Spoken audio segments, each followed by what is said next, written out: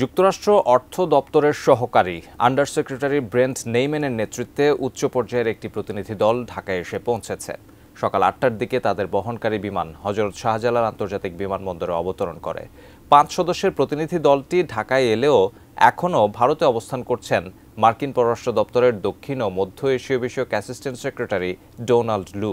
আজ বিকেলেই ঢাকায় আসবেন তিনি। অন্তর্বর্তী সরকার দায়িত্ব নেয়ার পর যুক্তরাষ্ট্রের কোনো প্রতিনিধি দলের এটাই প্রথম ঢাকা সফর।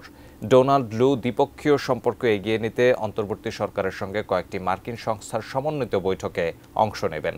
প্রধান উপদেষ্টা ডক্টর মোহাম্মদ ইউনুস, পররাষ্ট্র উপদেষ্টা মোহাম্মদ তৌহিদ হোসেন, অর্থ ও বাণিজ্য উপদেষ্টা ডক্টর সালেউদ্দিন আহমেদ ও পররাষ্ট্র সচিব মোহাম্মদ জসিম উদ্দিনের সঙ্গে বৈঠকের কথা রয়েছে মার্কিন প্রতিনিধিদের।